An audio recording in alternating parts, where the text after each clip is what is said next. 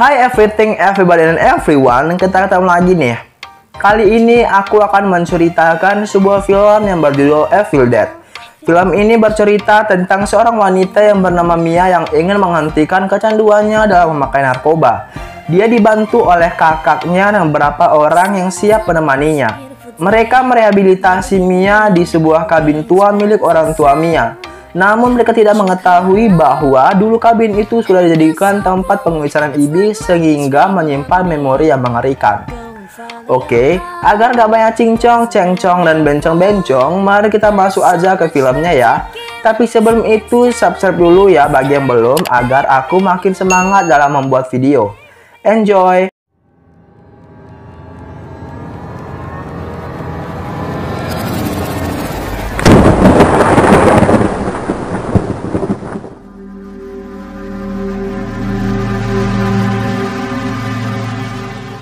Di awal film kita akan diperlihatkan seorang wanita yang sekujur tubuhnya penuh dengan luka.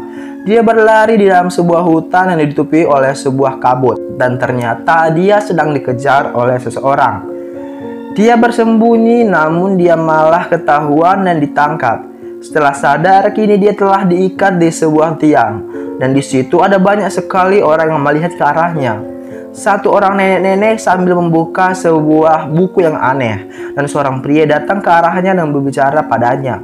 Ternyata itulah ayahnya dan dia melakukan ini agar bisa melepaskan sesuatu yang jahat dari tubuh anaknya. Setelah berbincang, ayahnya langsung menuang bensin di kepala anaknya dan akan membakarnya. Saat itu juga dia mulai terbakar dan tiba-tiba dia berubah menjadi sosok yang lain dan sangat agresif. Lalu ayahnya mengambil shotgun dan menembak kepala anaknya dan film Evil Dead pun baru dimulai.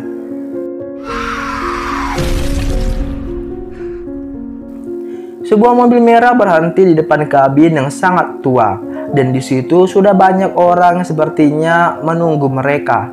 Mari kita kenalan dulu. Pria ini bernama David, datang dengan pacarnya yaitu Natalie dan juga seorang perawat bernama Olivia. Di sana juga sudah ada teman mereka yang menunggu bernama Eric. Lalu Eric menyuruh David untuk menemui adiknya Mia di belakang. Di belakang mereka berbincang sejenak dan David memberikan sebuah kalung keberuntungan untuk adiknya. Dan setelah itu mereka berkumpul di dekat sumur tua dan Mia mulai bersumpah untuk tidak menggunakan narkoba lagi. Lalu dia membuang narkoba yang dia punya ke dalam sumur. Setelah itu mereka masuk dalam kabin, namun ternyata pintunya sudah dalam keadaan terbuka dan sudah dipastikan sebelum mereka pasti sudah ada orang yang pernah masuk dalam kabin itu. Lalu mereka mulai membersihkan kabinnya dan memperbaiki bagian yang rusak. Hingga malam harinya Mia yang pecandu narkoba akut mulai tidak tahan.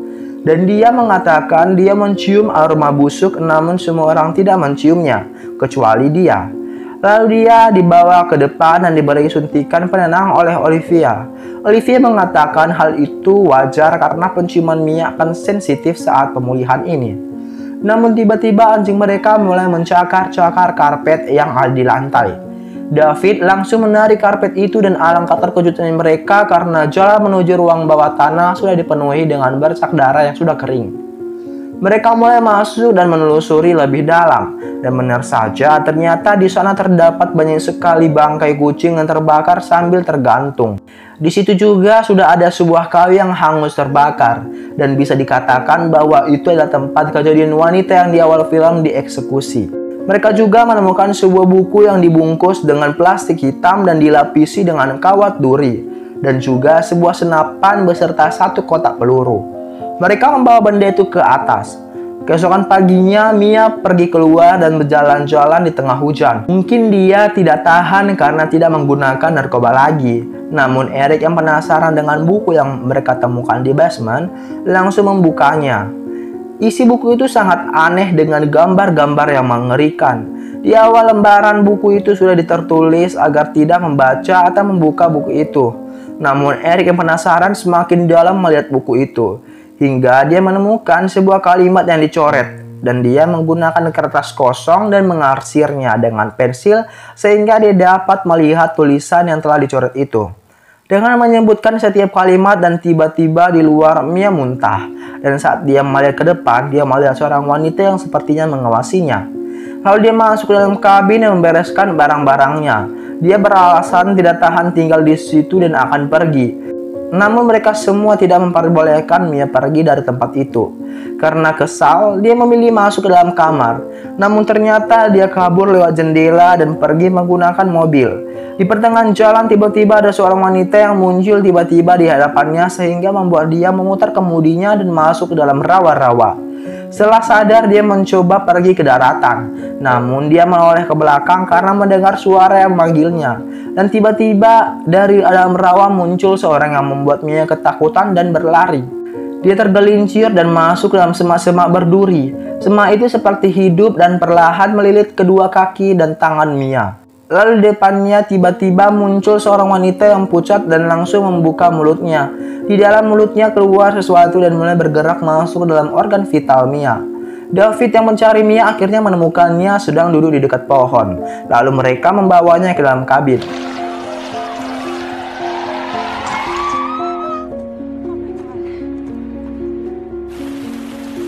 Olivia mengobati Mia dan dia berspekulasi bahwa Mia hanyalah beralasan mengatakan dia diserang oleh hutan dan wanita seram karena dia ingin keluar dari situ dan menggunakan narkoba lagi. Lalu David pergi ke kamar dan menjumpai Mia yang sepertinya sangat ketakutan. Dia mengatakan pada David untuk segera membawanya pergi karena ada sesuatu di hutan yang sedang mengawasi mereka. Bahkan dia ada di sini, kata Mia. Namun David tidak mempercayai omongan Mia dan memilih untuk pergi. Saat David pergi, ternyata apa yang dikatakan Mia benar. Karena di cermin, kita bisa melihat makhluk itu yang sepertinya sedang mengawasi Mia. Eric yang sedang mempelajari buku misterius itu nggak sengaja melihat sebuah gambar yang kejadiannya sama seperti yang Mia alami. Lalu David pergi ke ruangan bawah dan mulai membungkus bangkai kucing dan membuangnya. Saat sedang membuang bangkai itu, dia nggak sengaja melihat jejak anjing mereka yang masuk dalam terowongan kecil. Dia mengikuti arahnya yang ternyata ada di dalam gudang. Saat dia memeriksanya, ternyata anjing mereka telah mati. Dan dia menemukan sebuah palu yang masih ada noda darah. Dan dia berpikir bahwa Mia yang telah membunuh anjing kesayangan mereka. Sehingga membuat dia menghampiri Mia yang sedang berada di dalam kamar mandi. Di dalam kamar mandi, David menyuruh Mia membuka pintu. Namun Mia malah terus memandi dan meningkatkan suhu airnya menjadi sangat panas sampai membuat mesinnya terbakar. David yang berhasil membuka pintu melihat adiknya yang mulai melepuh karena terkena air yang sangat panas. Lalu David langsung bergegas membawa adiknya ke rumah sakit di kota. Namun Eric malah membuka buku itu lagi dan menemukan sebuah gambar yang dimana seorang wanita menuangkan air mendidih ke tubuhnya sama seperti yang Mia lakukan. Di pertengahan jalan, David sangat terkejut karena melihat jalan tertutup karena aliran sungai yang meluap karena hujan, sehingga membuatnya terpaksa membawanya kembali ke dalam kabin. Olivia langsung mengobati Mia dan saat mereka sedang berbincang, tiba-tiba Mia perlahan berjalan ke arah mereka semua sambil membawa sebuah senapan.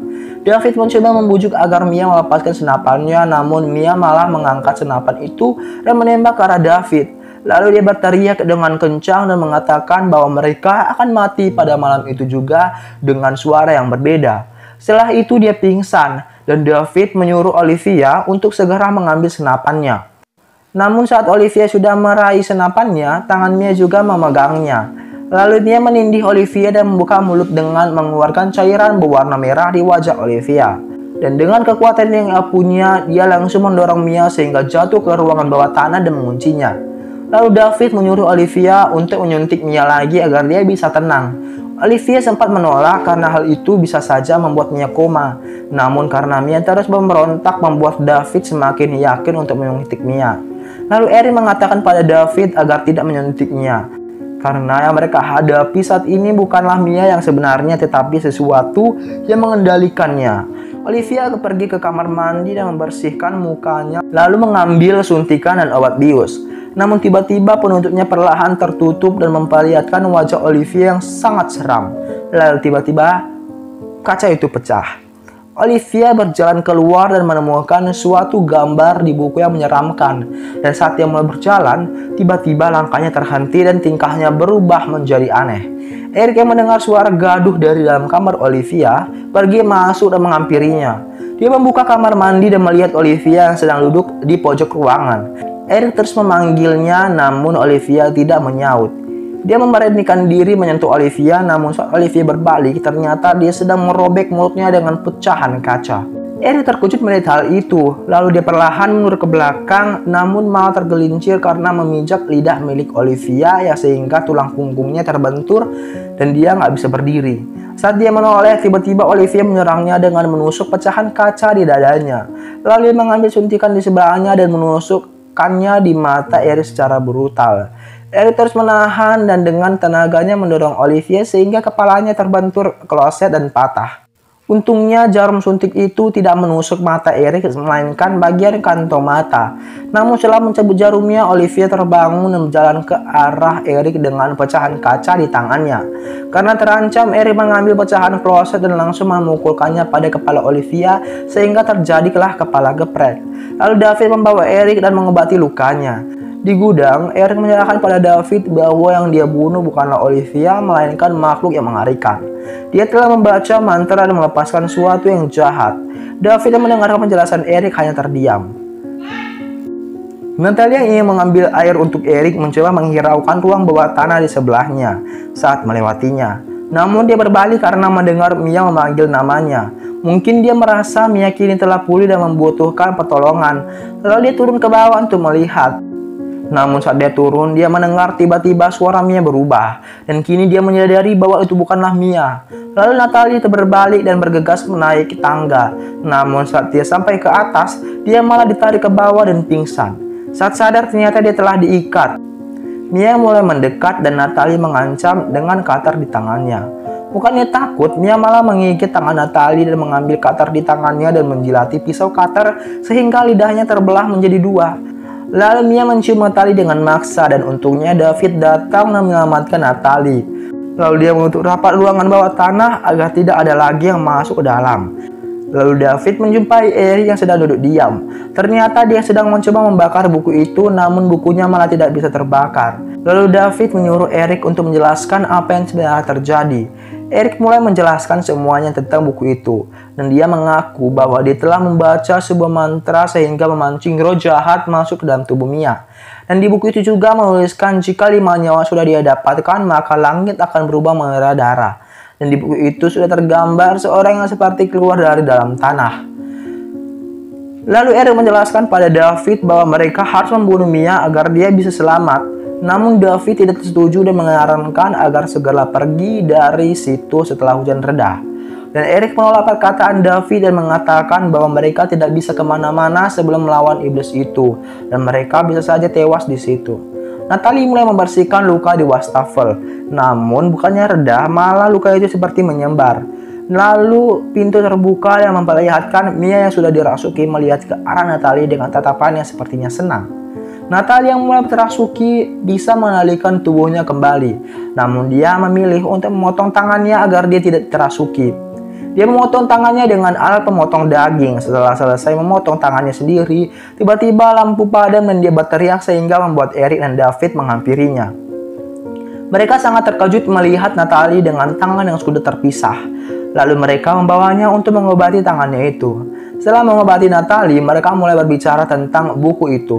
Eric mengatakan mereka harus membunuh Mia agar Mia bisa tenang dan iblis yang ada dalam tubuhnya bisa musnah. Lalu mengatakan ada 3 cara agar roh Mia bisa tenang menurut buku itu, yaitu dengan cara dikubur hidup-hidup, dimutilasi, atau dibakar. Lalu David menanyakan kembali pada Eric apakah hal itu emang bisa membuat Mia tenang. Namun Eric menjawab dia tidak menjamin karena itu hanyalah buku sihir, bukanlah buku ilmu pengetahuan. Dan karena hal itu David lebih menyarankan membawa Mia pada dokter dan mengaitkannya dengan penyakit ibunya yang ODGJ. Dan saat mereka sedang berdebat, tiba-tiba dari belakang Natalie datang dengan membawa alat paku tembak dan menembakkannya pada mereka berdua, membuat mereka terluka karena terkena paku yang tertancap di tubuh mereka. Eric terus ditembaki oleh Natalie, namun David mendorong Natalie sehingga dia terjatuh. Lalu mereka mulai melepaskan paku di tubuh mereka satu persatu. Namun saat David melihat Natalie telah menghilang. Lalu Eric menyarankan David agar mengambil senapan yang berada yang tidak jauh dari tempatnya. Saat dia ingin mengambilnya, dia melihat Natalie yang sudah mulai berjalan ke arahnya dari pantulan cermin. Dia membawa sebuah linggis di tangannya dan mulai memukuli David. Dia terus memukuli David dengan linggis dan akhirnya berhenti karena Eric menembaki Natalie dengan pistol paku. Dan karena hal itu, Natalie kini beralih menyerangnya. Eric terus menembak Natalie namun dia tetap berjalan ke arahnya. Lalu Eric mulai dipukuli dengan linggis hingga membuat tangannya terbelah. Saat Eric mulai nggak berdaya, David mulai mendebaki tangan Natalie sehingga dia tidak bisa mengapa-ngapain dan mati di paha David. Lalu dia membawa Eric keluar dan menaruhnya di sedekat mobil. Setelah itu dia masuk lagi dan mulai menuangkan bensin di lantai. Saat hendak membakar, dia terdiam sejenak karena tiba-tiba Mia menyanyikan lagu yang sering dinyanyikan ibu mereka sewaktu kecil, sehingga membuat Eric tidak jadi membakar kabin itu. Saat dia melihat keluar jendela, dia melihat pohon yang terbakar karena sambaran petir. Lalu dia seperti merancangkan sesuatu dan mengumpulkan barang-barang. Setelah itu dia keluar dan menggali lubang. Lalu dia masuk ke rumah dan mencari Mia di ruangan bawah tanah dengan membawa suntikan obat bius. Saat dia sedang mencari, tiba-tiba Mia datang dengan tiba-tiba dan mendorongnya masuk dalam bak yang terisi oleh air. Namun untungnya dia dapat selamat karena Eric datang dan melawan Mia hingga terjatuh. Lalu David langsung menyuntik Mia dan menghampiri Eric. Namun sayangnya Eric harus mati karena luka yang cukup serius di sekujur tubuhnya. Lalu dia membawa Mia keluar dan meletakkannya di dalam lubang dan memakaikan baju serta penutup kepala dengan plastik. Ternyata dia ingin melakukan penyucian penguburan hidup-hidup. Setelah selesai mengubur, dia menunggu lumayan lama di depan kuburan itu. Lalu, dia menggali lagi kuburan dan mengangkat tubuh Mia. Setelah itu dia mengeluarkan alat yang ia buat yang ternyata sebuah alat pacu jantung yang sederhana. Dia mulai menancapkan jarum di dada Mia yang menghidupkan daya. Namun, Mia tetap tidak sadar sehingga energi baterai habis. Lalu dia pasrah dan membuka penutup kepala adiknya. Ternyata karena hal itu, kini tubuh Mia telah bersih tanpa luka atau noda darah sekalipun. Setelah itu dia pergi, namun cuma beberapa langkah saja, tiba-tiba Mia memanggil David. Ternyata Mia tersadar, lalu mereka berpelukan. Setelah itu mereka bersiap-siap untuk pergi dari tempat itu dan David kembali masuk untuk mengambil kunci mobil. Namun saat dia sedang melihat foto kenangan mereka di dinding, dari belakang Eric yang sudah dirasuki menusuk leher David dengan sebuah benda. Lalu dia ke depan dan menyuruh Mia untuk segera pergi. Dia mengunci pintu dan memilih untuk melawan Eric yang sudah dirasuki sendiri. Dia mengambil senapan di dekatnya dan menembak sebuah gas yang berada di situ sehingga membuat mereka serta kabinnya ikut terbakar. Mia yang bersedih menatapi kalung pemberian kakaknya dan tiba-tiba air berwarna merah darah turun dari langit. Dan langitnya pun berubah menjadi merah. Dan tiba-tiba dari bawah tanah keluarlah sebuah tangan yang merangkak keluar. Lalu makhluk itu mengajar Mia dan Mia masuk dalam mobil dan berusaha menyalakan mobilnya. Belum lagi menyala, makhluk itu sudah memecahkan kaca mobil, sehingga mengharuskan Mia untuk keluar. Lalu dia melihat sebuah lubang yang mengarah ke gudang, dan masuk ke dalamnya. Setelah sampai di gudang, dia memilih mengambil gergaji mesin untuk berjaga-jaga. Saat sedang mencoba menghidupkan gergajinya, tiba-tiba makhluk itu sudah berada di depannya, dan dia bersembunyi di balik lemari. Makhluk itu menusukkan lemari itu dengan pisau sehingga membuat kaki Mia terluka. Lalu dia mendobrak dinding itu yang terbuat dari kayu dan dia berhasil keluar. Namun dia perlu bersembunyi lagi dari makhluk itu dan dia memilih untuk bersembunyi di bawah mobil sambil menghidupkan gergaji mesinnya. Saat mesinnya telah menyala, dia langsung memotong kaki makhluk itu dan merangkak keluar. Namun makhluk itu sangatlah kuat sehingga mampu membalikan mobil. Namun tangan Mia tertimpa mobil itu dan makhluk itu mulai merangkak ke arah Mia. Dia mencoba meraih gergaji mesinnya namun tidak sampai, sehingga membuatnya menarik paksa tangannya yang terjepit sehingga putus. Lalu dia mengambil gergaji mesinnya dan membelah tubuh makhluk itu hingga tewas. Dan makhluk itu perlahan-lahan mulai terisap kembali masuk ke dalam tanah. Setelah itu hujan mulai berhenti dan langit kini cerah kembali dan film Evil Dead telah selesai. Oke, dengan berakhirnya film ini maka perjumpaan kita sampai di sini dulu ya. See you next video. Bye bye.